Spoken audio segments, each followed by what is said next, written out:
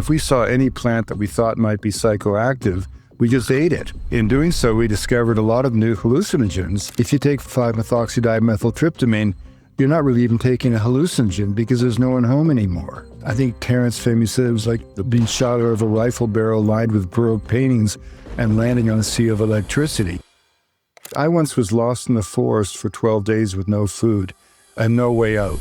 It's a collective experience whereby the entire male population for 3 days and 3 nights consumes ayahuasca, and you soar away on the wings of trance to visit the sacred sites where the ancestors worked their magical deeds of rescue. These substances were absolutely, in my mind, catalytic in my life and helped make me the person that I am. People always laugh, Sam. They say to me, "Wait, how have you written 25 books?" I just smile. Because for me, Coca has been very helpful in my life. We have this sort of incredible hypocrisy that has denied access to a plant that's been sacred, revered, Latin America's greatest gift to the world. You're listening to ayahuascapodcast.com.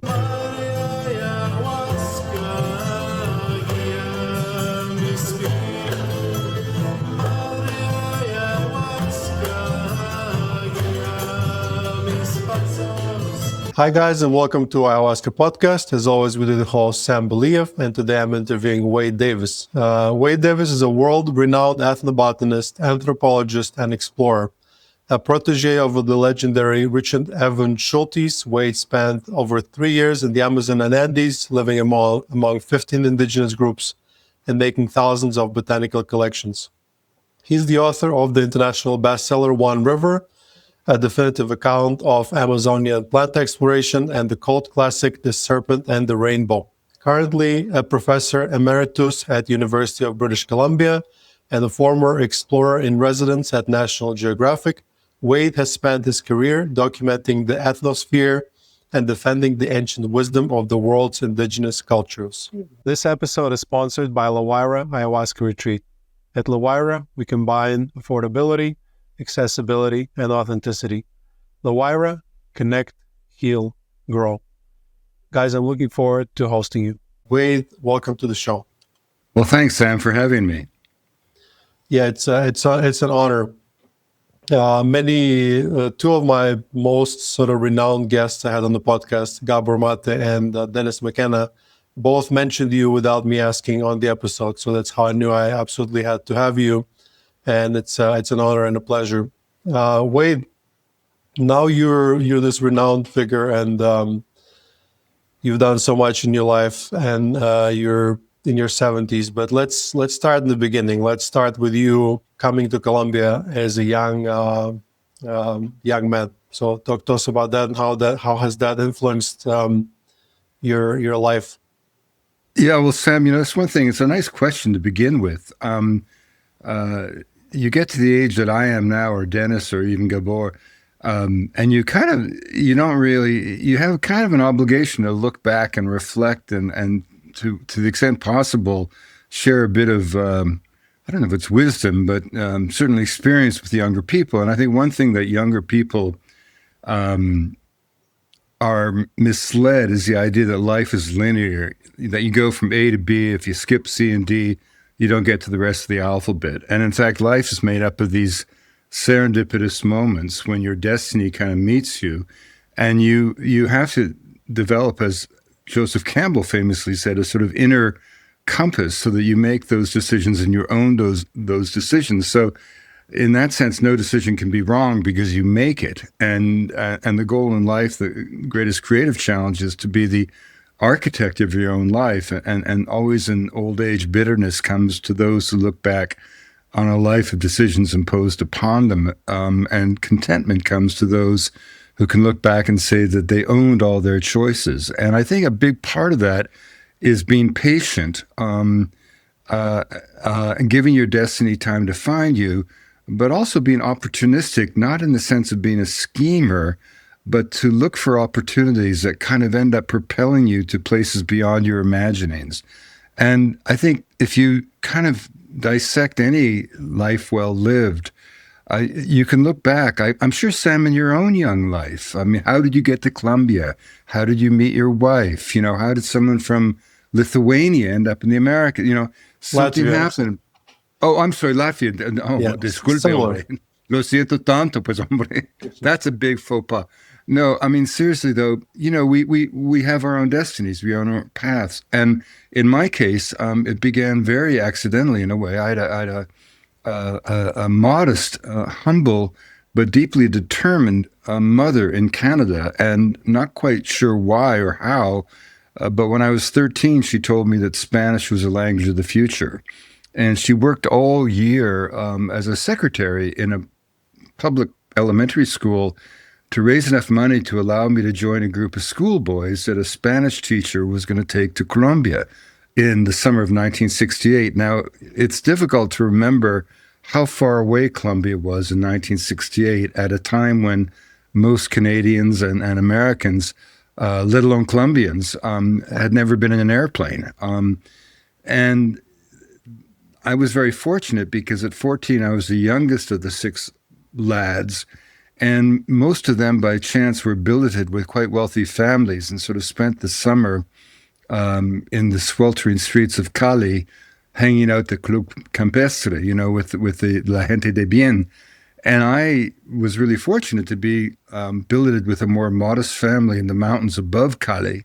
And for the 12 weeks of the program, I never saw any of the Canadians, and they all succumbed to what, as you know, the Colombians call mamitis, or homesickness. And I felt like I had finally found home. And I think at that very early age, there was something in the Latin spirit, and particularly the Colombian spirit, that just sort of touched me deeply. I not only didn't feel homesick, I really did feel like I had finally found home. And so years later, when I was a young student at Harvard, and by chance I was in a cafe in Harvard Square with my roommate, and we were both students of anthropology and both tired of just sort of reading about indigenous people in books. And there was a National Geographic map of the world on the wall right beside us in this cafe. And my friend David looked at the map and he looked at me, and suddenly he pointed to the high Canadian Arctic.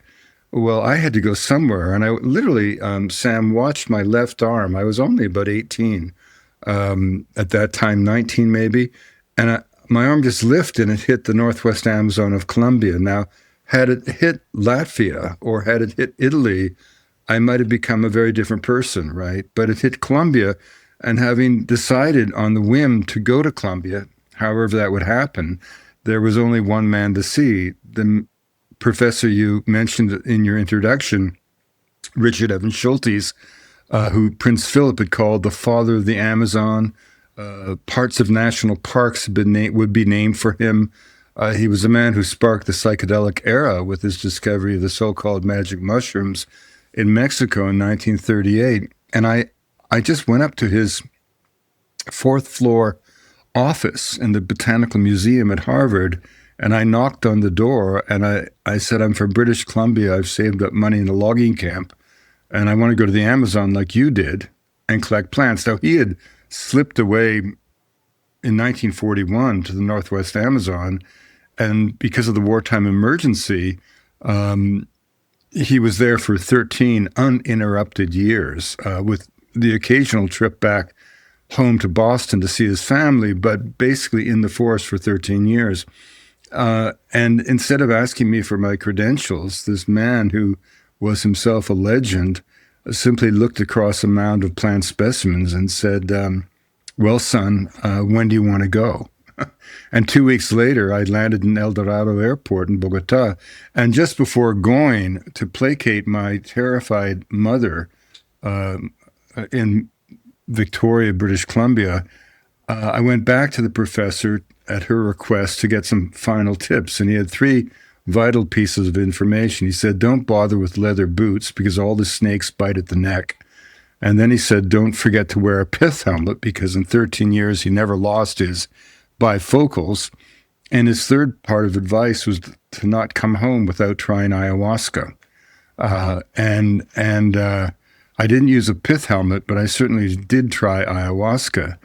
Now, one thing, Sam, that's interesting in the spirit of your work, both at the retreat center and just your interest in this fascinating preparation, ayahuasca, it's amazing to remember that in 1974, which this now was, in the wake of the entire psychedelic era of the 1960s, ayahuasca at that time was so obscure that if I had told 100 people who had experienced, for example, LSD or mescaline, that I was about to take ayahuasca, I promise you 95, if not 99 out of 100 would not even know what ayahuasca was.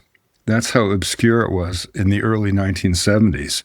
And yet Schultes himself, inspired by his great hero, Richard Spruce, who in the 1850s had written about Yahé in the Colombian Amazon and in adjacent parts of the Rio Negro in Brazil, Schultes was the one who in the 1940s and early 50s really began to put together the phytochemistry and the pharmacology and the incredible sophistication of these folk preparations and the great mystery, of course, of the activation of the tryptamines by the beta-carbolines. Yeah, so you touched so many interesting topics there, but I want to start with saying that, these days we don't have tribal societies, but we do still have our modern day elders on the internet. I consider you one of them. And as you said, Schultes had his own inspirations, Bruce, and now he inspired you and you inspire me. And hopefully when I'm 70, I can inspire somebody else in return. So it's this beautiful progression of how the information travels. And Schultes told you don't go back home without trying ayahuasca. However, in his reports, when he was asked about ayahuasca, he was very superficial. He would just say, "No, I just saw colors," or he didn't really go in detail. You knowing him in person, do you think he did go deep with the plants and inspired him in some way, or do you think that it didn't? It's a very, very good question, Sam, because it really touches on something that we've always spoken about, and certainly was people like Tim Leary and Richard Albert, but then Andrew Weil, an acolyte of Schultes as well, kind of a big brother of mine, always spoke about, which is set and setting. And this, of course, is so important, which is the setting being the physical space in which you experience these powerful substances, and set being the mental landscape of your imagination that you bring to the experience. And so for us to try to understand what taking these substances meant to Schultes, not just ayahuasca or Yahé in Colombia, a slightly different preparation, but with the same fundamental use of Banisteriopsis caapi, but to go back to his use of mushrooms, or his experimentation with mushrooms, because he didn't actually use the mushrooms in Oaxaca, which is itself interesting, but to his use of peyote, which is where it really all began. You have to remember that these guys, and this is what makes that generation so fascinating, and I was, as you mentioned, very fortunate to know not just Schultes, but because of his circle of compadres. I knew Albert Hoffman, I knew Gordon Wasson, I knew Richard Albert, and we have to remember that these people were experimenting with these substances almost in a complete void. You had the writings of Aldous Huxley happening there. You had the earlier works of Louis Levin, but he was very, very racist and very judgmental, and his work was sort of important but clinical in a way. And so when, for example, it all began for Schultes in a really remarkable way. He was a young student from East Boston, so poor that the family couldn't afford to pay for the dormitories. So he would commute to Harvard. He was the first of his family to go to college. And he had to take a job, and he took a job filing cards in the most eclectic library probably in North America at the time, which was the Economic Botany Library of the Botanical Museum. And between these folios of ancient plants and monographs of distant tribes, he kind of fell away into trance, became enchanted. And he took the course that had been taught at Harvard longer than any other course. It was then called Biology 16, Plants and Human Affairs. And that's a course that I would take, that my friend Mark Plotkin would take, that Mike Balick would take, that Andrew Weil would get turned on to, that Tim Plowman would teach, you know. So that was an extraordinary course at the university. And they had to do, during the entire extent of Prohibition, their professor, who hated the federal government, insisted that they have a lab experiment whereby they distilled and fermented alcohol and then drank huge amounts of it as the laboratory experiment during Prohibition. But when it came time to examine these curious plants that Lewin had called the Fantastica, their professor had his own limitations. So the students had to do a book report, and Schultes had so much homework that he raced to the back of the lab to get the thinnest possible book he could get. And he put into his satchel, and he returned that evening to his tenement in East Boston. And that night, botanical history was made, because a thin book that he had happened to grab off the shelf was written by Henrik Kluver, and it was the only book then available in the English language that described the stunning pharmacological effects of peyote and mescaline. And Schultes, as a young boy, read through the night of visions of orb-like brilliance that swept over the imagination of anyone who consumed the sacred plant.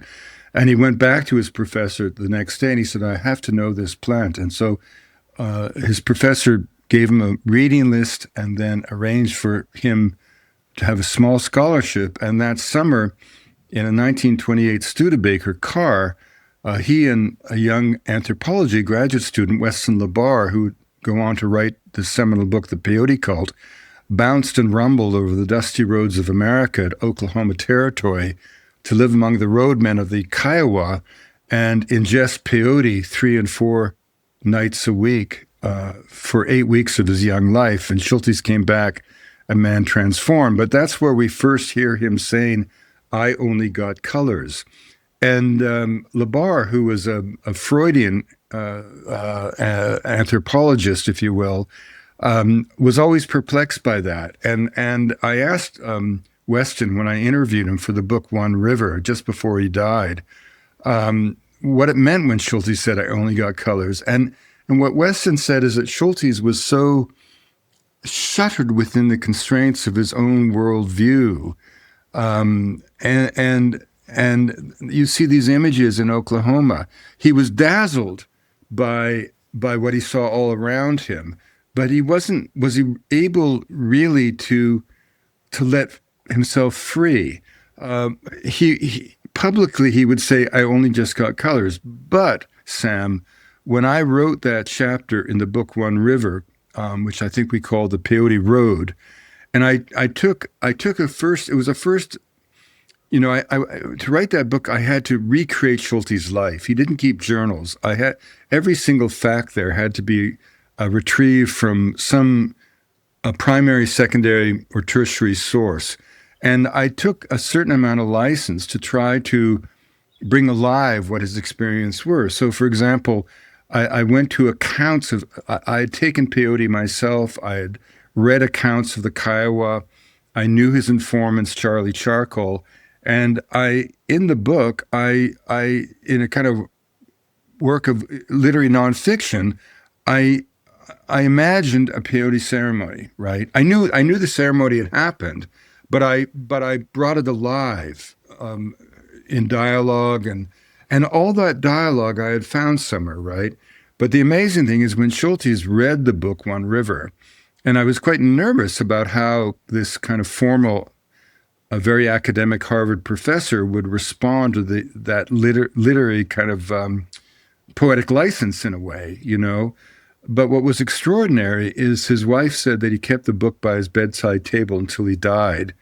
And when he couldn't sleep, he'd just open it up and read of his life. And I mean, it was quite amusing. At one point, he said to me, "You won't believe what Mrs. Bedard said to me when I met her in Bogota in 1943."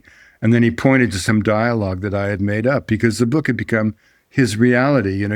He had made my life possible, and my final gift to him was giving back to him a life that he had forgotten. But the interesting thing in terms of your question is if you read the passages that I essentially, it wasn't fiction, but it was my imagining his imagination, if you will. It's quite floored, and it drew on my own ecstatic experiences with mescaline, right, and peyote. And yet, when Schultes read those quite almost wild passages, he came up to me and he said, "I don't believe it. It was like you were inside my head. That's just what I saw. That's just what I saw." In other words, when he says, "I only got colors," I think that was his way publicly. Remember what he was doing. Two things. First of all, he was exploring these plants at a time when that exploration could almost be seen as a form of madness. Then he was dealing with the pop culture of psychedelics, which threatened to overwhelm his work.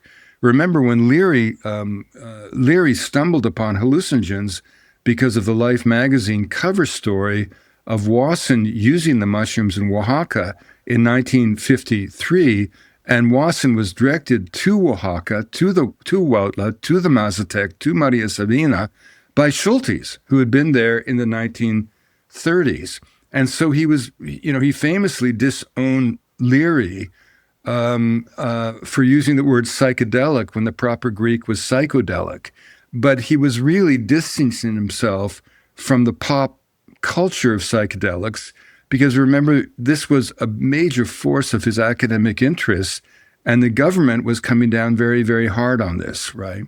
The other thing is that this was a man who lived alone with indigenous people for months and months and months at a time.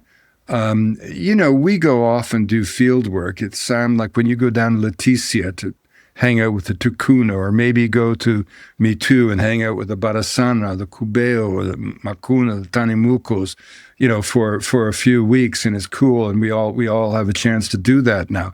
But this is at a time when he entered the Amazon, it was a kind of one-way street, right?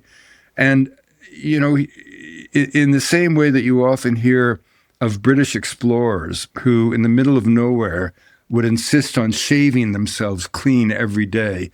It's a way of kind of keeping civilization intact around you so you don't just explode all over the place. And I think this is what was going on with Schultes when he said, "I only just saw colors." I had spent a lot of time with Paul Bowles in Morocco once, and he was a man famously constrained, although his imagination was just so wild as a writer and as a human being.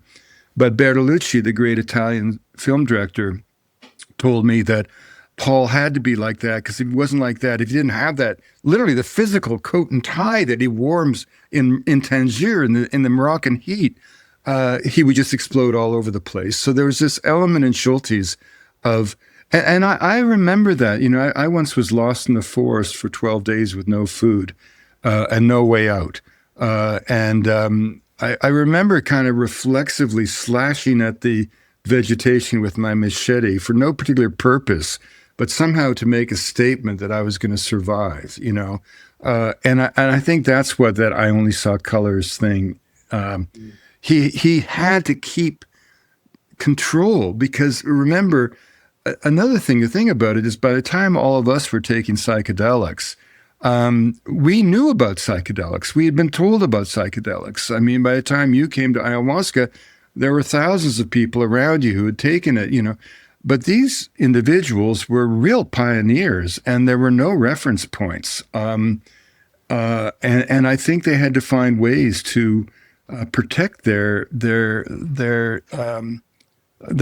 themselves, if you will. Mm-hmm. Talking about Schultes and his explorations A lot of people now, when they talk about ayahuasca, they always think about Peru or Costa Rica, which is makes no sense, but that's just how culture has evolved. And very few people know that Schultes actually was doing his research on ayahuasca in Colombia. So, do Well, you? it's not just, the key thing there is it's not ayahuasca in Colombia. Yeah. It's Yahé, and it's a very different preparation. It's a decoction and different admixtures. I mean, one of um, um, the great mysteries that Schultes struggled with was the fact that tryptamines, which are the active constituents in ayahuasca and in Yahé, are orally inactive. That's why the Yanomami, for example, use ebené, the semen of the sun, derived from the blood red resin of various species in the Virola genus, a genus of trees in the nutmeg family. They make those powders and blow them up the nose, right? Or you could smoke DMT, but you can't take it orally because it's naturally denatured by an enzyme found in the human stomach, monoamine oxidase. And the great mystery of ayahuasca was how were these tryptamines being activated?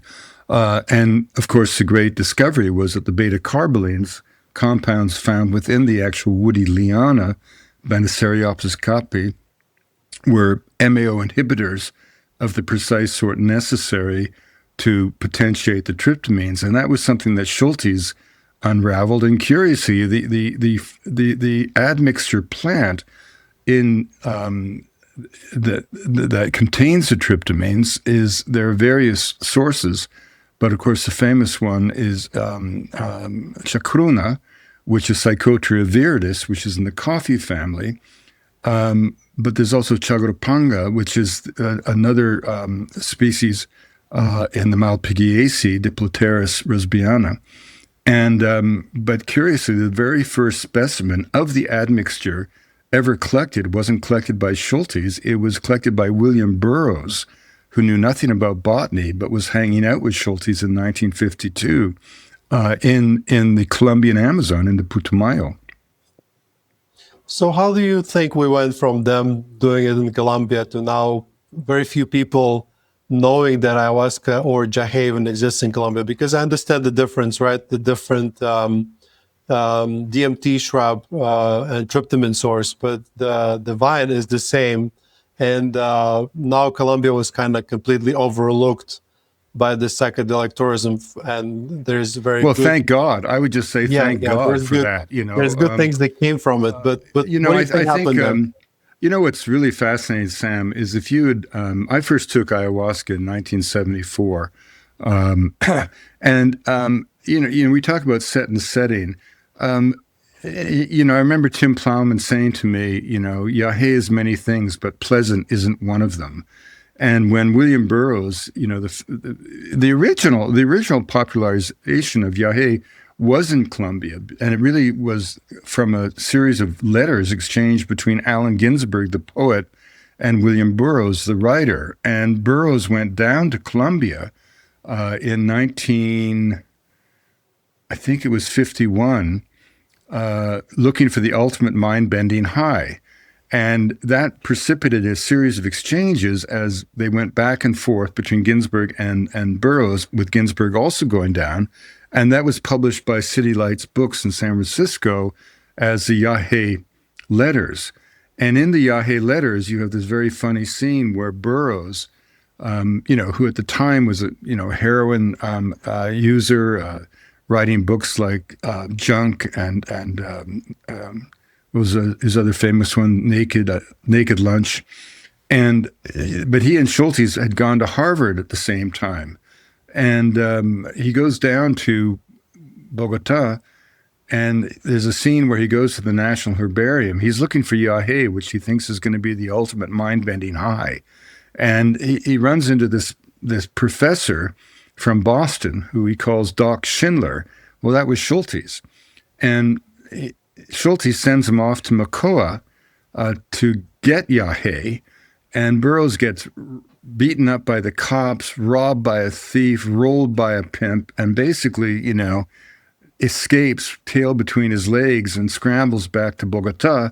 And he writes Ginsberg, and I said, I'm going to give it one more try, Alan, but this time I'm going to stick close to Doc Schindler.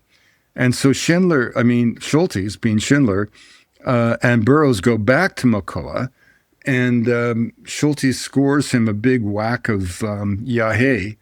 He takes it with the shaman, becomes convinced that the shaman's life is dedicated to killing gringos, has a total panic attack, pops a bunch of downers, and runs away. And I love that story because it suggests that this veteran of 1,000 strange scenes just couldn't handle the psychic onslaught of Yahé. And it's interesting. I remember in that era, Tim and I were traveling for 15 months together on that one trip. And as Schultes said, we ate our way through South America. If we saw any plant that we thought might be psychoactive, we just ate it, and in doing so, we discovered a lot of new hallucinogens. A couple times damn near got poisoned. But my point is that none of us particularly liked Yahé. A very good friend of mine just passed away, Bobby Weir of the Grateful Dead. And Bobby always, bless him, we always joked about that because, here's a member of the Grateful Dead and he couldn't stand Yahé when he took it. And one of the things that's been so interesting in terms of set and setting is how your generation has come along for whatever reason and kind of developed a totally different zeitgeist about ayahuasca. Now, I've taken ayahuasca or Yahé, I would think 20 times, but almost always within real deep ritual context in the Northwest Amazon. In other words, part of the whole retreat center ayahuasca tourism thing is so contrary to the way that indigenous people use the plant.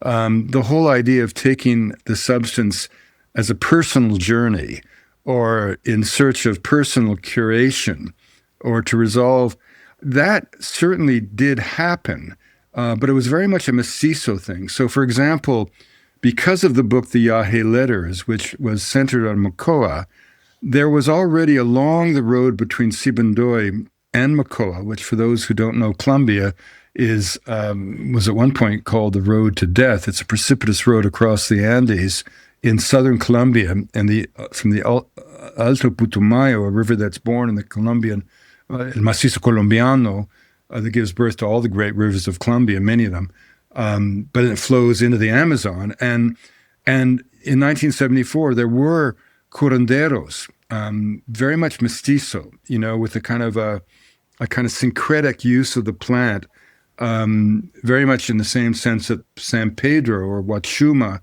is used around Huancabamba in Peru, very much a Catholic pre-Columbian synergy, if you will. And in those settings, individuals go to the curandero with individual problems, marital problems, financial problems, spiritual problems, health problems, and they are treated individually in a kind of a classic purgative, not just in terms of taking Yahé, but also with the incantations and the urticating nettle fans that sweep away negativity and all of that focused on the individual. But that is really not the way that Yahé was used aboriginally by indigenous people. On the contrary, if you go, as I've done many times with the Barasan and Macuna, you take Yahé and it's a collective experience whereby the entire male population for 3 days and 3 nights consumes consistently and continually ayahuasca, or Yahé in that case, and you go on a collective journey, becoming not symbols of the ancestors, but becoming literally the ancestors. And all the regalia, the feather regalia, of which there's 2 kind of sets, nocturnal and diurnal, or daytime, become not symbols of the sun or symbols of the wild. They are the wild. They are the sun. And you soar away on the wings of trance to visit the sacred sites where the ancestors worked their magical deeds of rescue. And you reaffirm collectively both your obligations and responsibilities and your ownership of territory. And it's the same thing with the kofan. I mean, you go out into the forest, you build a hut. A man, not only are women not allowed to be present in the case of the kofan, if a woman is menstruating, her husband's not allowed to be present in the ceremony. And as a group of men, you do this journey. And so the kind of the development of ayahuasca tourism focused on self is a very syncretic and, in a sense, very modern thing. And, it grew up in Peru, I think, in good measure because of access. It grew up around Pucallpa, not just Iquitos, but Pucallpa. And so, for example, when I first went to Iquitos in 1975, there was absolutely no ayahuasca tourism whatsoever. You could find, opportunities to take the preparation, but they're obscure, and you needed to know who to know and have some contact with the massive polyglot of indigenous people that coalesced around both those towns. Whereas in 1975, to get to, for example, Me Too, you had to cross the Andes, often if in an open truck, get to Vial and get yourself on board a military or a cargo DC-3, often without doors and sometimes, with motors catching on fire, which happened to me a couple times, to fly into 3 hours to Me Too. And even once you're in Me Too, to get, for example, to the Pita Paraná, you either had to find a missionary with a small plane to land on an abandoned airstrip, or you had to go overland by water, by canoe, upriver and then downriver to reach and a portage. So I think part of it was ease of access in Peru, and in those early years of the sort of gringo trail, if you will, the vast majority of Europeans and North Americans who were going to South America in search of adventure were not actually that adventuresome, and they mostly just sort of drifted down the Pan American Highway. Roads could take you to Pucallpa, and already Iquitos, though nothing like the city it's become in size, but already it was a major Peruvian presence in the Northwest Amazon, and because of that, for military reasons alone, there were plenty and daily and multiple flights into Iquitos from Lima. So it was very easy to get to. So I think that's part of the explanation. I always thought it had something to do with the violence in Colombia and then the narcos. And when I first came to Colombia, I was already living here for a few years, and I was already curious about ayahuasca, but maybe because of the different name, I never really thought it was a thing here until I found out, and then I engaged with ayahuasca here, or Yahé. And now it's kind of one of my unofficial missions to restore the justice and to inform the world that ayahuasca does exist in Colombia. But there was definitely a very positive effect for Colombia being overlooked for the psychedelic tourism, because it didn't get out of the control like it did in Peru. Like here in Colombia. Well, I think you're absolutely correct. I mean, I was in Medellin in 1974, living there, and the cartels were only just emerging. I mean, Carlos Lida was right up the road from us in Rio Negro, in Guarne, and I always hated cocaine. But I do remember that on our farm, periodically, people would just turn up out of nowhere with briefcases full of cocaine. I fortunately never really indulged because I just thought it was a horrible drug, much as I love and revere coca leaves.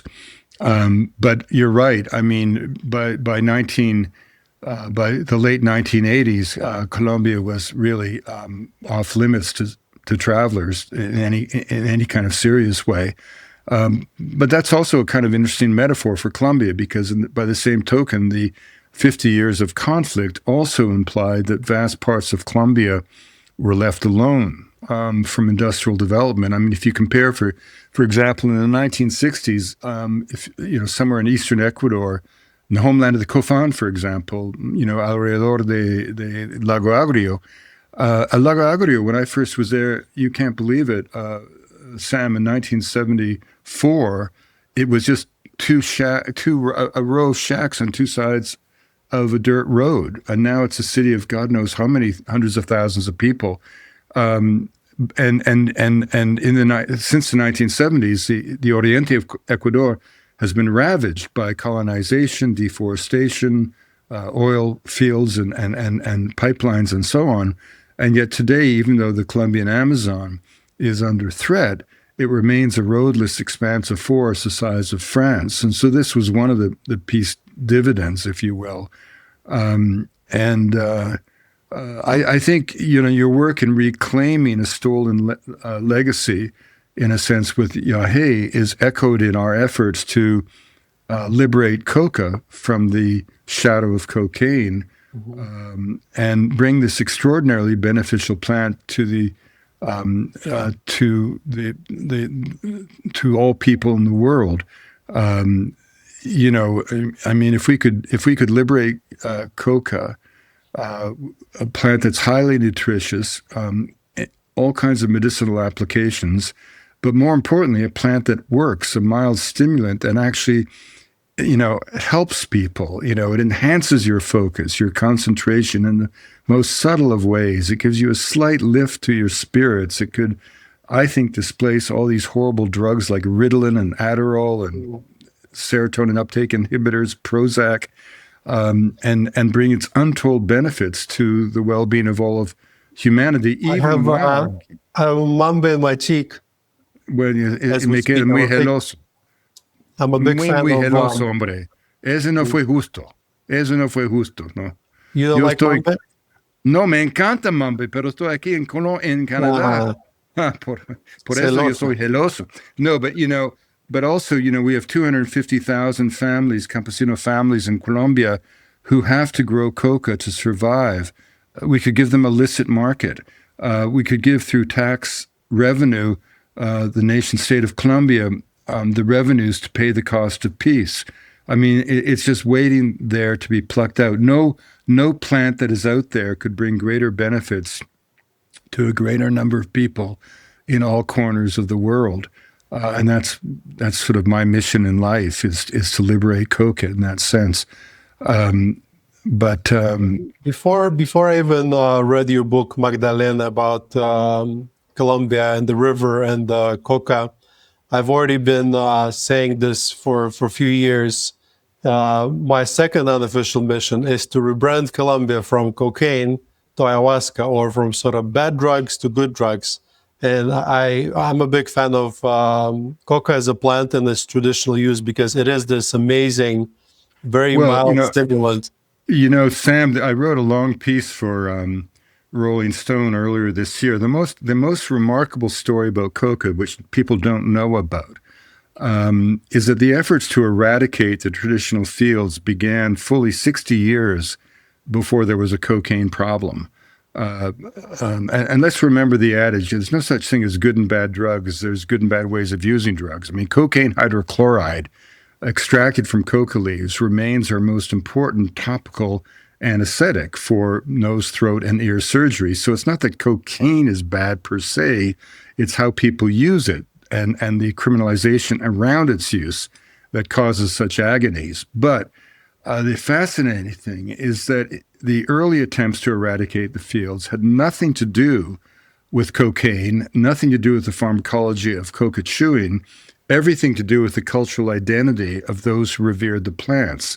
And it began with physicians in Lima, health officials, who looked up into the Andes and saw illiteracy, poverty, social pathologies of one sort or another, and had to settle on a cause in their good intentions. And because issues of land distribution, economic disparity, exploitation came too close to challenging the bourgeois foundations of their lives in Lima, they settled on coca, and they made coca the source of all problems in the Andes. And remember, this was at a time in the 1920s and 30s where Andean South America, much of Latin America indeed in total, very much remained a place of conqueror and conquered. the gap between the European descent, the European descent and the indigenous people was a chasm. And so if you look at the language of these pseudoscientific reports, it oozes contempt for the culture of the Andean people. It is deeply racist. It is almost revoltingly racist. And when at the invitation of both Peru and Peru and Bolivia initially, the UN sent a commission to study the so-called Coca problem. It was led by a CEO from the pharmaceutical company called Wellcome Burroughs, a man called Fonda, and he announced his conclusions before leaving New York. And then he announced his conclusions again upon arrival at the airport in Lima. And in 3 months of studying the so-called Coca problem, traveling all through southern Andes of Bolivia and Peru, they never once spoke to someone from a traditional culture who used the plant. And naturally, their report called for the elimination of the plant. And that point of view has continued to this day. And I wrote an essay that reveals the language that these people used, and that also explains why in all those 60 years, all these public health officials never bothered to do a nutritional study of the plant, even though it was used every day by millions of their citizens. And the explanation for that is very simple. They didn't want to know that the plant could have benefits. And when we finally did the first nutritional study of Coca, Tim Plowman, in 1975, what he discovered horrified the DEA, because it turns out that Coca has a tiny amount of cocaine, and it's a precursor to the salt, cocaine hydrochloride, a very different compound.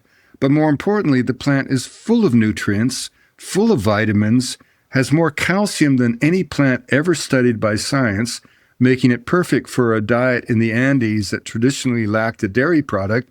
And it even had enzymes which enhance the body's ability to digest carbohydrate at high elevation, which made it perfect for the carbohydrate potato-based diet of the Andes. So in one assay that could have been done in the 1920s, Tim put into stark profile these horrible efforts to eliminate the traditional fields and showed that this was a plant that had been used with no evidence of toxicity, let alone addiction, for 8,000 years.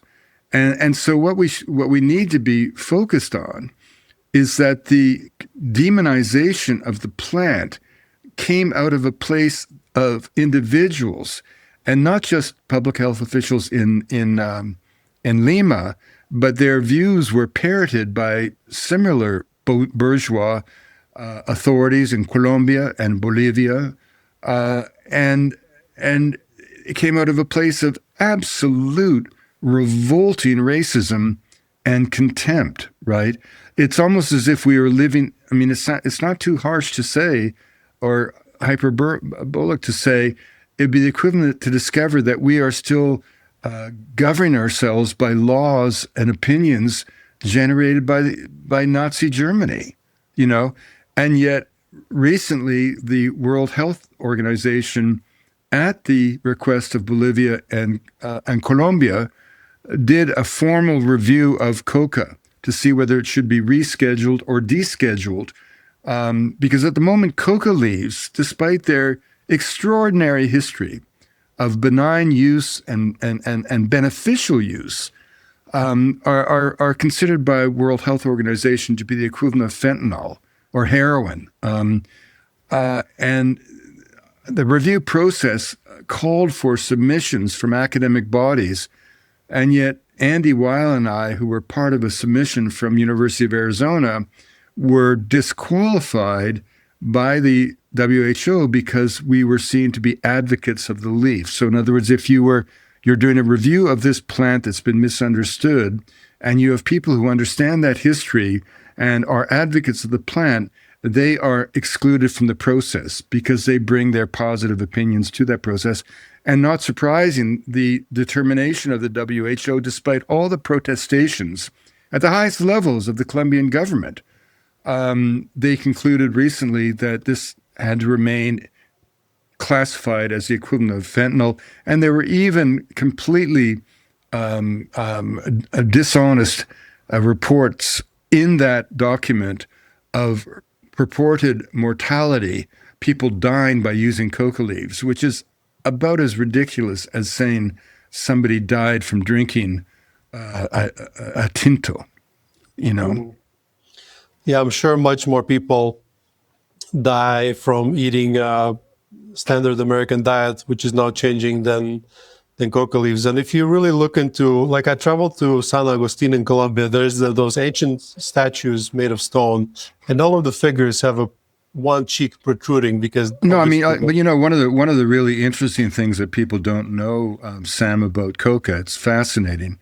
When Tim and I were doing the original research on coca, we knew there were two cultivated species, very different. Erythroxylon novagranatense, which is the classic coca of Colombia, used by the Nasa and Cauca, used by the Mamos of the Arahuaco, the Wiwa, Cancuano, and Cogi in the Sierra Nevada. And this would have been the plant that in pre-Columbian times was used in Costa Rica. And we also knew there was, of course, Erythroxylon coca, the classic coca of the southern Andes. And each of these had two varieties. The Colombian coca had come down the coast of Ecuador and down into Peru, and in the desert habitat around Trujillo a variety had been developed which Tim called Trujillense, but it was Colombian coca in northern Peru. And the Amazonian coca of Colombia was morphologically much similar to Peruvian coca of the Andes than it was to Colombian coca. And so Tim postulated that the Amazonian coca, which was planted vegetatively, which is a source of mambe, or ipadu, had in pre-Columbian times come down the river from Peru and then been developed in northwest Amazon. And all of that was based on morphological analysis. And Colombian coca is able to self-pollinate. In other words, a single shrub can pollinate itself, right? And that self-pollination is good for the bush, but not good for the species. So a plant's ability, if a plant can self-pollinate in botany, it's considered a derived trait, which suggested to Tim that Colombian coca was developed from Peruvian coca, okay? But that was all before DNA. And a wonderful botanist, Dawson White, who's sort of taken over Tim's mantle, using DNA analysis has revealed a miracle. And that is the fact that in the domesticated coca that we see today used in South America actually was domesticated not once, not twice, but 3 times. And so that the coca of Colombia was independently developed from the same ancestor, as was the coca of the Colombian Amazon, as was Peruvian coca, and that ancestor has been identified as a wild species of coca called Erythroxylon gracilipes, which grows along the entire Sierra de la Montaña, the eastern flank of the Andes, from northern Colombia all the way to Bolivia. Now, this may sound like kind of arcane botanical science, but it's incredibly significant. In the entire history of plant domestication, there's almost very, very few examples of a major cultigen being domesticated more than once from the same wild ancestor. And in this case, not once but 3 times, thousands of kilometers apart. But even more extraordinary is that across that entire range from Costa Rica to northern Chile, the plant was always deemed to be sacred. So it means that at 3 different points in prehistory, human beings came upon this humble beautiful shrub with fruits like rubies growing in the forest, and somehow said, I think this one's got something. I think this one's got something.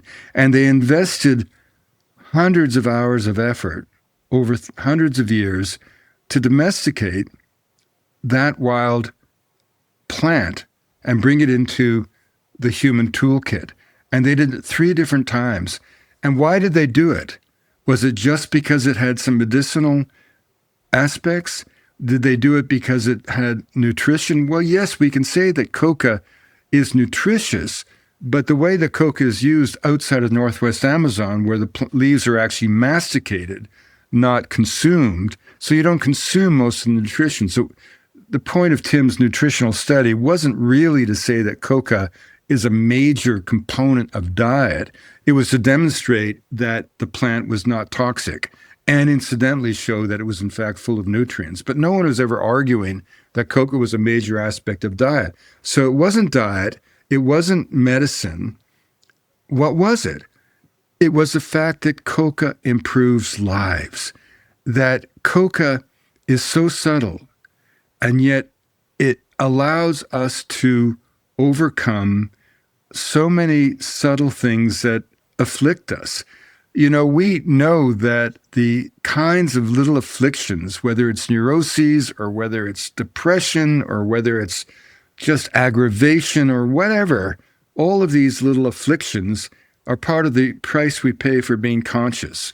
This episode is sponsored by LaWayra Ayahuasca Retreat. Most of you know LaWayra if you've been listening to this podcast for a while. Some of you might have already been to LaWayra before. For those who don't know us yet, we started LaWayra 4 years ago. At LaWayra, we combine authenticity, accessibility, and affordability. LaWayra is currently highest rated ayahuasca retreat in South America with more than 700 5-star reviews and an average rating of 5 stars. If you come to LaWayra, you'll experience powerful, authentic ceremonies led by our indigenous shaman, Fernando, in a very beautiful venue just 1 hour south of Medellin, Colombia. We're surrounded by nature and have comforts like hot water, Wi-Fi. At LaWayra, our team has guided more than 2,500 people through this life-changing transformation of ayahuasca experience. At the same time, we keep it very affordable. So whether you're coming for healing, clarity, or a deeper connection to yourself, LaWayra is the best choice. If it is your first time drinking ayahuasca, you will love our 3.5-hour preparation course and integration support. All of that is included in price, as well as pickup from Medellin, accommodation, and ayahuasca. Visit lawayra.com to book your retreat or learn more. LaWayra, connect, heal,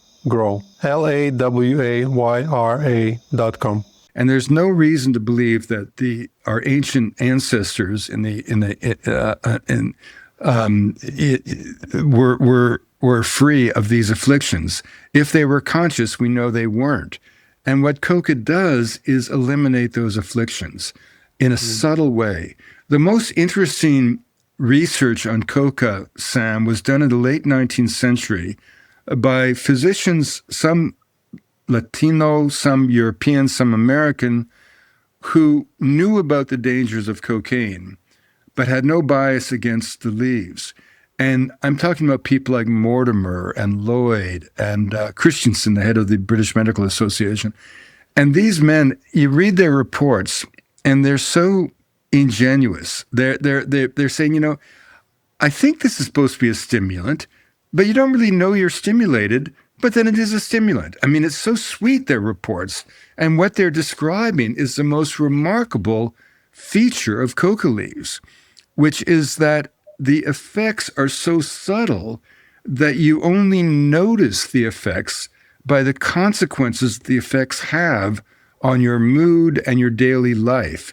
You start off the day and suddenly discover that you're focusing on your work far more than before, that you can concentrate, that you have a slight creative lift that overcomes inertia, a slight leveling of mood so you're not distracted by some silly worry.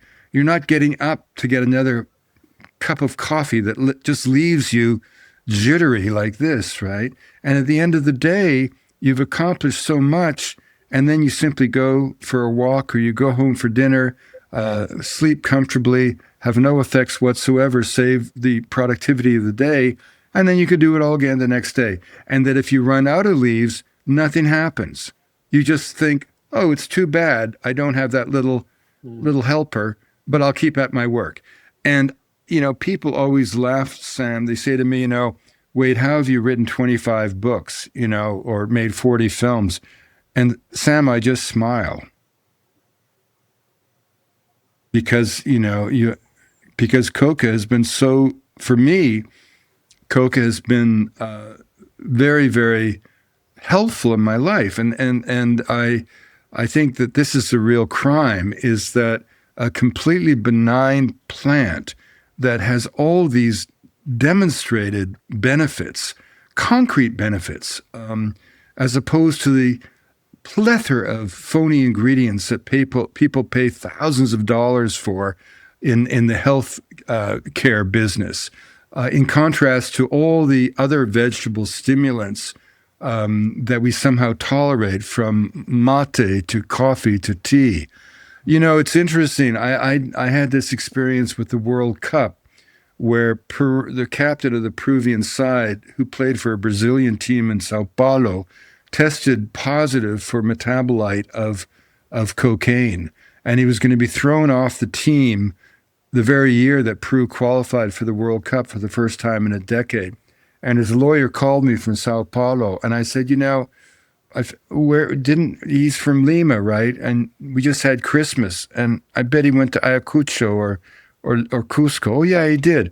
And I said, he stayed at the Monasterio Hotel. Oh yeah, he did. And he drank Coca tea, didn't he? Oh yeah, he drank it. And we were able to get him off the hook because he had the metabolite, because he had drunk mate de coca, which is about as toxic as chamomile. And yet, if you look at the World Cup, the Argentinian side brought to Doha 1,100 pounds of mate. The Uruguayan team brought 900 pounds of mate only because they didn't anticipate making it that far into the tournament, right? Mm. But if the Peruvians had taken Coca, what would have happened to them? They'd be jailed. And if they had been allowed to play with Coca, who knows what would have happened? There's a wonderful story from 1877, the International Lacrosse Championship in Toronto, Ontario, in Canada. Two sides, one made up of lumberjacks from the forests of northern Ontario, big, huge men, super strong, right? And the other side, all these clerks from the city streets of Toronto. The lumberjacks should have murdered the clerks, but it was a hot, hot day in Toronto, very humid. And guess who won? The clerks. The clerks won because they were using Coca. Right? And so the point is that we have this sort of incredible hypocrisy that has denied access to a plant that's been sacred, revered, Latin America's greatest gift to the world. And the denigration and the demonization of Coca is nothing less than a supreme insult to all of Latin America. And that meanwhile, we keep pouring into our children Ritalin, Adderall, Prozac, on all these powerful pharmaceutical agents when we have a natural product proven to be benign, which could displace all of those powerful drugs to the well-being of all. Not even saying about the spiritual use, because obviously it has some effect, and they say it sweetens your tongue. Like when you speak, you sound more nicer and you're better to each other. And obviously it's a superfood and takes away the hunger. It could probably help people lose weight as well. But what do you think about one this thing, notion? Sam, one thing that's really important to say there is that to deny the Andean people Coca is not the same as denying beer to the Germans or tea to the British, coffee to the French and Turks, or betel nut to the Indonesians. The use of Coca defines your presence and your identity as a runakuna. You cannot be of that culture if you do not use Coca and use it properly. Nothing offends Andean people more than gringos who stuff their mouths with coca leaves like horses eating hay. The ritual use of the plant, the salutation to the apus, the ritual exchange of a cruceta of 3 leaves to people you meet on the trail, having distance measured not in kilometers but in coca quids. I mean, it goes on and on and on. So it really, to deny the Andean people Coca, just imagine denying the Mamos of the Sierra Nevada, Hayo. It would be an act of cultural genocide, and that's indeed what it is. Yeah. Okay, let's switch topics a little bit. Let's go back in the past and let's talk about your explorations, right? Because you went on so many trips around Amazon, and can you tell us about your trip to Amazon with the McKenna brothers? Because they're also. Oh, that's funny. I mean, I just say for the sake of the audience, I was very fortunate. I studied botany because of Schultes, but I was always more of an anthropologist. And I was fortunate to become and recruited to the National Geographic as their anthropologist in 1999 with the explicit mission of changing the way the world views and values culture in a decade. And so with that came an opportunity to travel even more than I had traveled before. I was on the road 6 months of the year at least, sometimes traveling to 100 countries or more, or at least 50 countries in a year, celebrating the wonder of the ethnosphere. And the fundamental thrust of our program was to suggest to people that there was no hierarchy when it came to culture. Every culture has something to say. Each one deserved to be heard. Every culture was just a unique answer to a fundamental question: what does it mean to be human and alive? And when the peoples of the world answer that question, they do so in the 7,000 voices of humanity. And the reason that it was of such urgency was that those voices were being silenced. And when I was hired by the Geographic, of the 7,000 languages spoken in the world today, half weren't being taught to school children, which meant that half of humanity's collective knowledge was at risk. And the reason this was so tragic is it was happening at a time when genetics was showing the indisputable fact that we're all cut from the same genetic cloth. We're all children of Africa. We're all ultimately brothers and sisters. The genetic endowment of humanity is a continuum. Race is an utter fiction. The idea of a hierarchy of culture going from the savage to the barbarian to the civilized at the Strand of London was a pure 19th century conceit. Every culture had the same genius, and how they chose to use that genius was simply a matter of choice and cultural adaptation. So every culture had something to say. So that my mission was to demonstrate that show, don't tell. So I sailed with the Polynesian wayfinders. I would go to the Arctic and look at the grace of survival in the ice. We'd make films about the Buddhist science of the mind, the wonder of Udun in West Africa, Dreamtime and the songlines in Australia, the Mamos and notions of sacred geography in Colombia and Peru. And I was able to, over the course of 15 years, in a life that had already experienced a lot of travel, really go wherever my intuitions took me, where I could best tell that story. But going back to the story of the McKenna brothers, that's sort of an amusing one.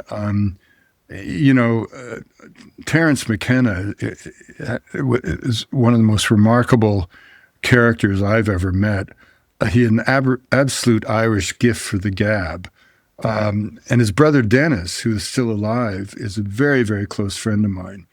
And Dennis was actually in many ways the more interesting of the two brothers, because Dennis was a serious scientist, a serious phytochemist, who also had his mind perfectly capable of expansion. And I remember I first heard about the brothers from Tim Plowman in 1974, because they were about to publish their book, The Mind, Hallucinogens, and the I Ching, which was the results of their famous experiment at La Chorrera, where Dennis basically took Yahé for I can't remember how many days in a row to see what would happen.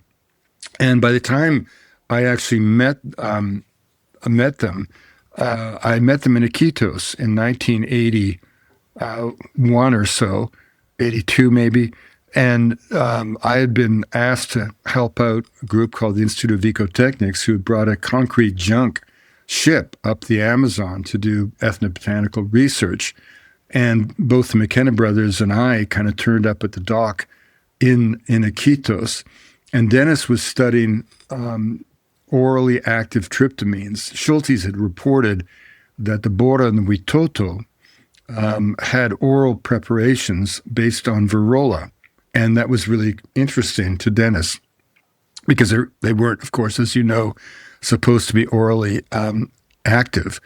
And the Bora and Witoto had originally lived in and around La Chorrera, Caraparana, North Bank affluence of the Putumayo in Colombia. But during the horrors of the rubber era and the Casa Arana, they had been pushed south and into Peru, and they lived at the headwaters of a river called the Rio Ampiacu, which comes into the Amazon at Pebas in Peru, and Ampiacu means the river of poisons. And so we all poured up this river, this kind of crazy entourage of ours, and we would then go and every day make these preparations, and then every night we'd dose Dennis to see if anything happened, and nothing happened. It was very interesting because Terence was completely in his head. You know, he was the wittiest person I ever knew, and the Irish gift for the gab and a good yarn. And he would never let the truth or anything get in the way of a good story. He was a leprechaun in that sense. You know, I mean, he concocted this idea that religion was born of mushrooms, which is kind of nonsensical in the face of it, because religion was so obviously born of death. You know, death is the first mystery. It's the edge beyond which life ends and wonder begins. And how people deal with that inexorable separation defines their religious worldview. In fact, most religions, when stripped to the bone, are just attempts to wrestle with eternity and come out on top. So the idea that death would come from a mushroom, I would always argue it was quite the opposite. We had a desire to change consciousness that was innate in all cultures, and we went out and found ways to try to satisfy that. And those could involve the use of psychoactive plants, but also techniques of ecstasy, such as yoga, dancing, spinning, meditations, ordeal, etc. But Terence would never worry about. He loved to speculate in this kind of wild way, but he was also completely in his head and physically almost inept. He had no ability to walk in the forest. He would stumble, and he just had never been in the forest before.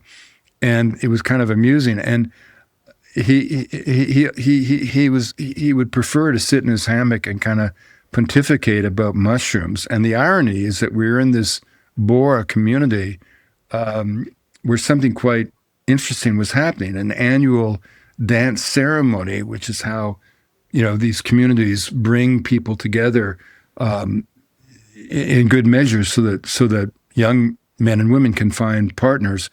And I remember we were staying in this old schoolhouse of a mission right below the Maloca. And the Maloca was just this incredible thing happening up there, where this community was responsible for the masks and the chicha, and the other community was responsible for bringing other food and mambe, or ipadu as it was called.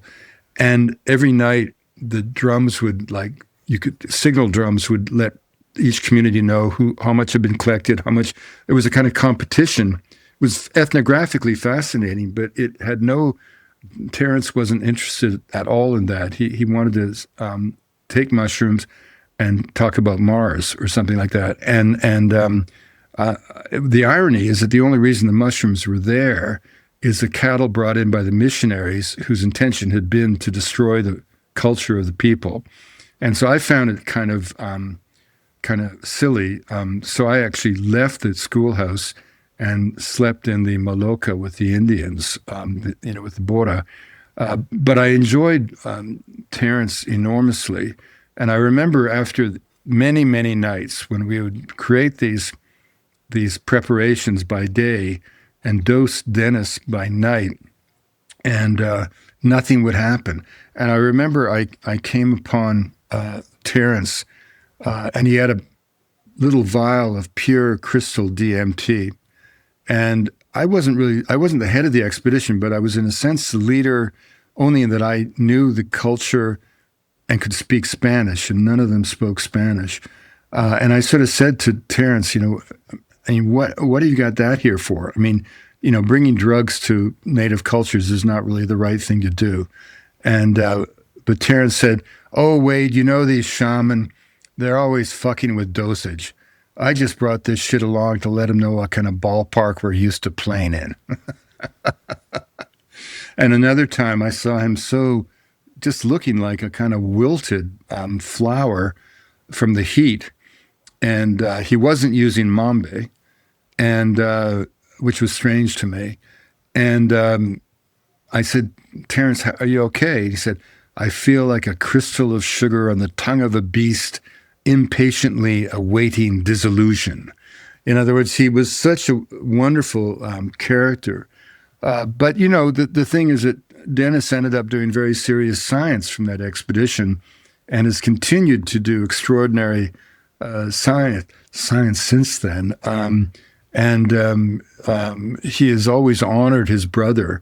But I think I would say that I sometimes think his brother, with his flamboyant and irresistible gift for the gab, has sometimes overshadowed Dennis, who I think in the end will be seen as having made a more significant contribution. And in memory of Terence, of course, Dennis has created the McKenna Academy, of which I'm a board member, and I support completely.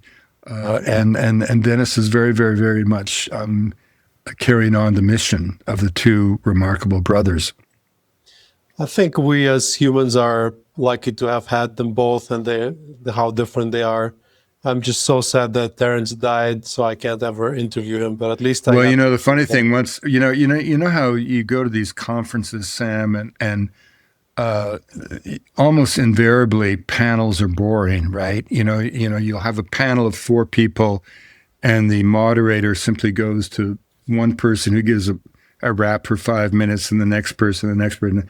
Well, the one panel that was certainly not boring, many years ago, it was a panel where I was in between the two McKenna brothers. The panel was the 3 of us just having a conversation.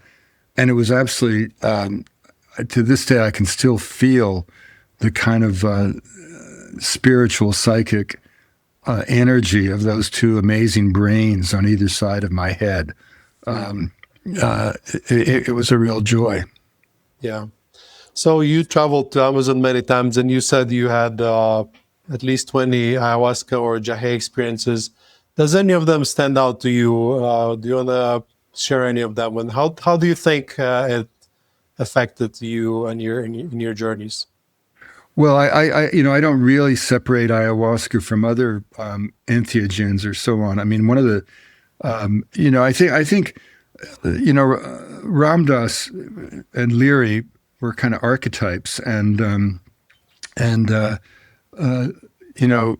Ramdas famously said, "Get the message and hang up." In other words, Ramdas was saying, take the psychedelic experience and learn from it, and see how you can incorporate that into your life through spiritual practice. Whereas Leary kind of got stuck in very much as John Lennon did, for that matter, for a time, whereas George Harrison kind of followed the advice, not literally, but effectively, of Ramdas and sought the spiritual path, having had that world opened to him by LSD. Lennon, almost to the point of self-immolation, continued to take acid trip after acid trip after acid trip. And the question becomes, how many times do you have to take the substance to learn what it has to teach you? I have no answer to that question, and I think every individual has their own answer to seek in that regard. In my case, I was more in the George Harrison camp, if you will.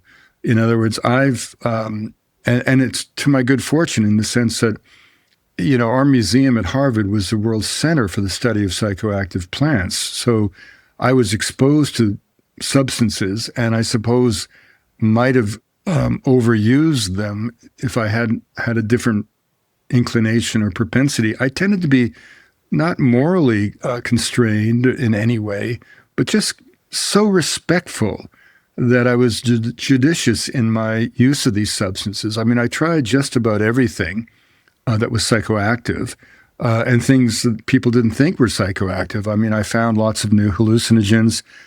Few people seem to know it, but Andrew Weil and I were the first people to publish scientifically on the use of the Sonoran toad, Bufo alvarius, in papers that came out in the early 1990s. We were very much on the lookout for these new substances before most people were even thinking about them. I mean, that was the work of the museum, if you will. And what I always say to people is that, when we look back at the, however dark America may seem today, I've lived through incredible transformations. You're too young, Sam, to remember how women were treated, how gay people were treated, how black people were treated. I'm too young really to remember. But in my lifetime, women have gone from the kitchen to the boardroom.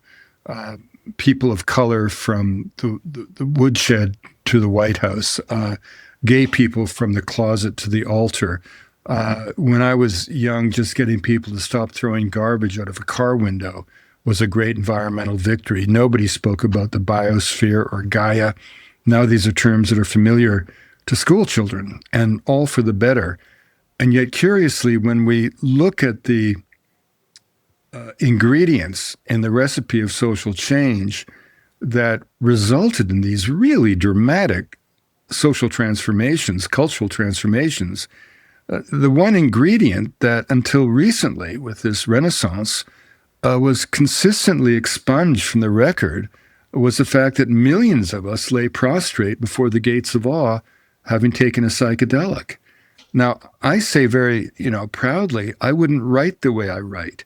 I wouldn't think the way I think. I wouldn't treat women the way I treat women. I wouldn't understand the nuances of the environment and nature and appreciate it as I do. I wouldn't certainly treat and understand homosexuality as I do had I not taken psychedelics. I remember my mother once said to me, as mothers did in that era, "Don't take these things, you'll never come back the same." And our poor parents didn't understand that was the whole bloody point, was not coming back the same. So these substances were absolutely, in my mind, catalytic in my life and helped make me the person that I am.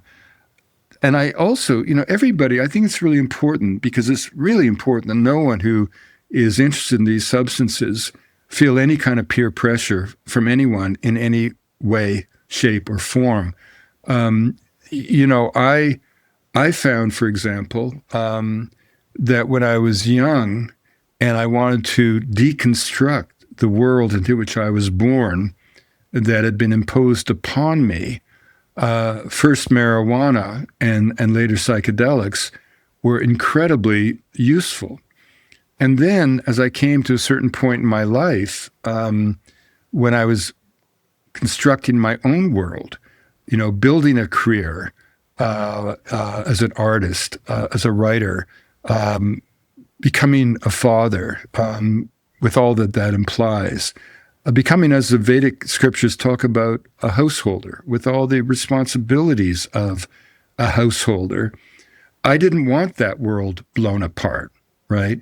So while I may have occasionally dabbled in something so benign and sort of pleasant as MDA, I didn't really want the challenge that ayahuasca would invariably present, right? I mean, that's what ayahuasca is for. It's not for the faint-hearted. It's many things, but pleasant, as Tim said, is not one of them. When you speak with serious people like the Kofan, and my friend Randy Borman passed away, but he was chief of the Kofan in a very interesting situation. His parents had been missionaries, and as they had been trying to, in the 1960s, evangelize the Kofan evangelized their son, and Randy grew up completely Kofan. And when the Kofan speak of ayahuasca, it's seen. They use images like you're nursing at the breast of jaguar woman, and she tears you from her tit and throws you into a pit of vipers. I mean, that's what it's about. It's not supposed to be pleasant, right? It's this hell zone that you confront, you presumably grow from, and in time, if you persist, you break through. And I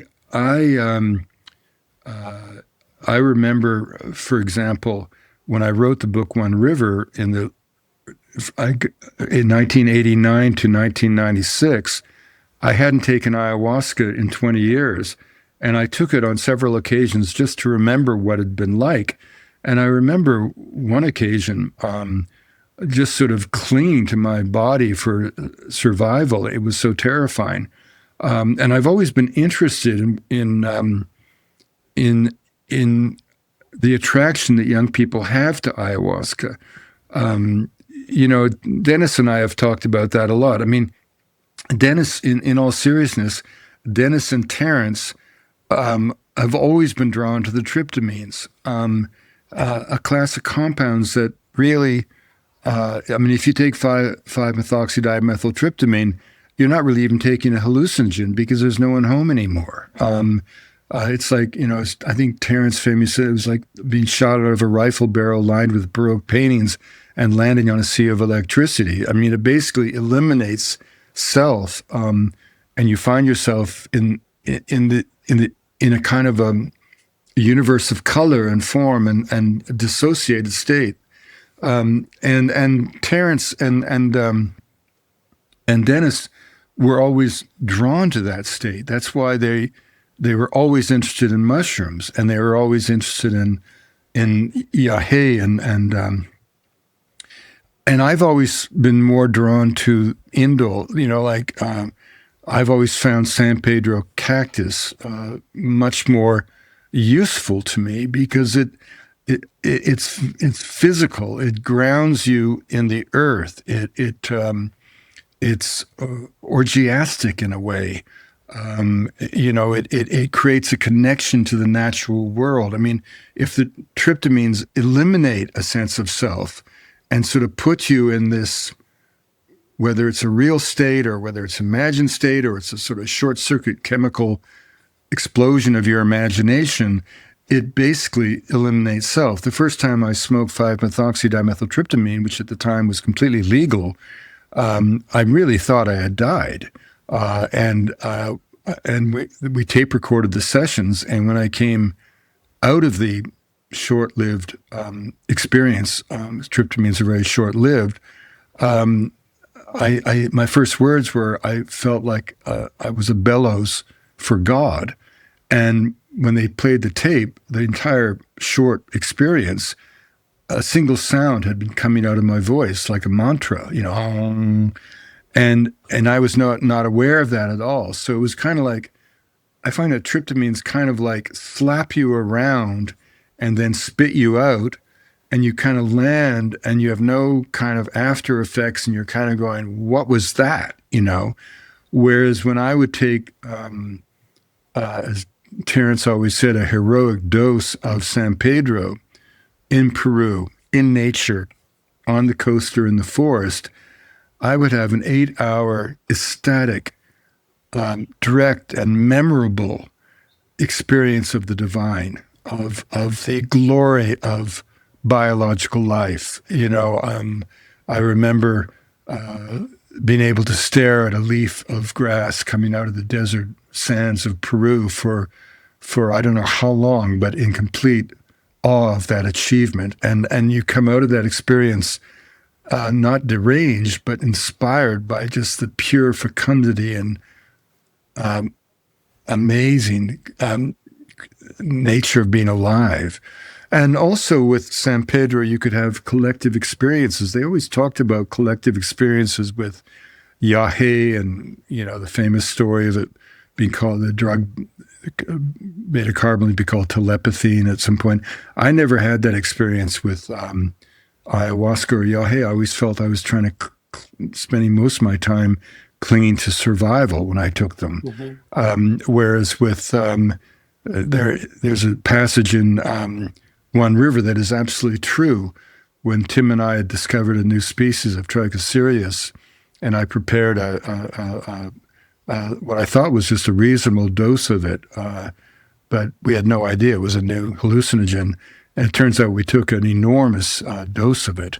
And we both experienced collective flight. And I had a vision of Tim like Icarus going to the sun and being destroyed. And of course, Tim would be destroyed. He died of AIDS, tragically. It was like the loss of my brother. That's when I was at the podium delivering the eulogy for Tim when I conceived the book One River in 1988 or 89.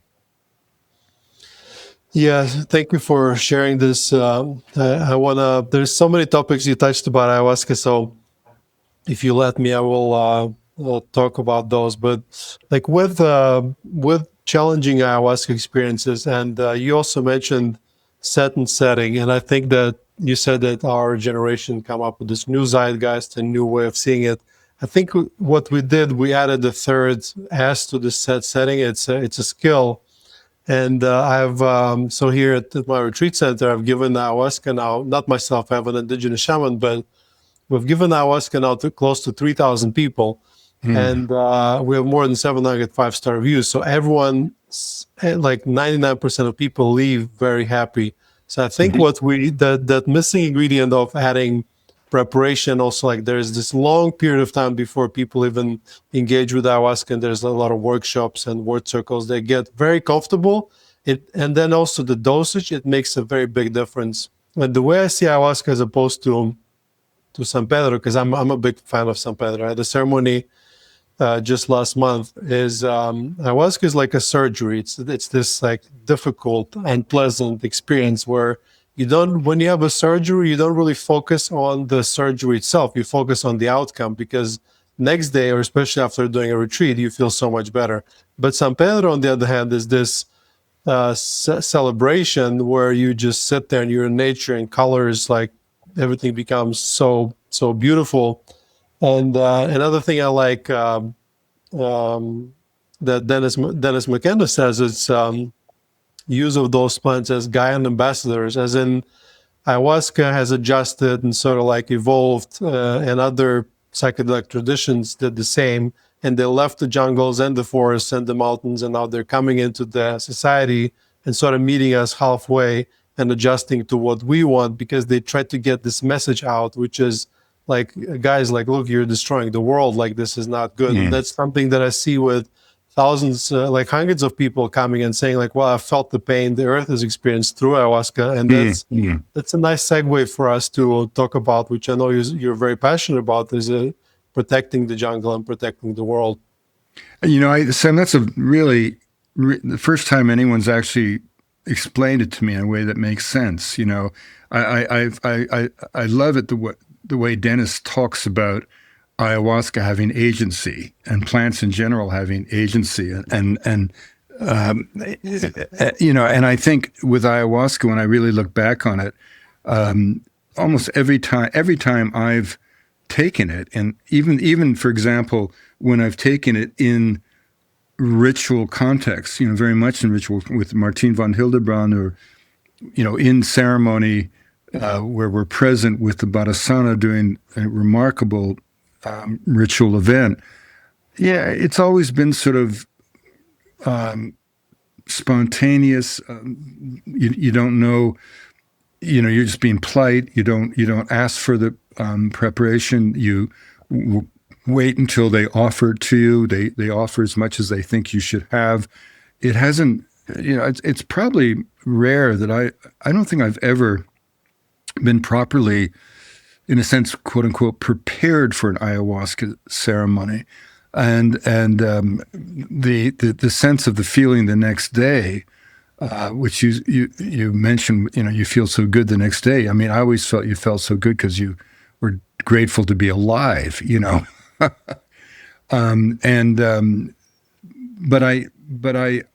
I think there is something going on where, I mean, I've got young friends in Bogota who will go to these sessions in a room above a taller, in the middle of busy Bogota, and 40 people, 40 strangers, all taking Yahé and reporting as you report these positive experiences. And I think I've never thought of it in terms of the metaphor of facing the darkness of our times, and yet if you think about that, and think back to traditional use, a lot of what the shamanic use of Yahé seems to be about is the shaman facing darkness. There's always negativity, whether we define negativity as quote unquote deforestation or pollution or whatever, war or whatever.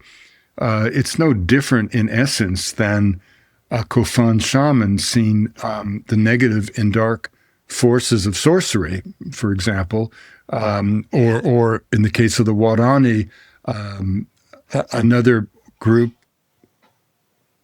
ready to attack you, in a society that had such high mortality due to intra-tribal warfare.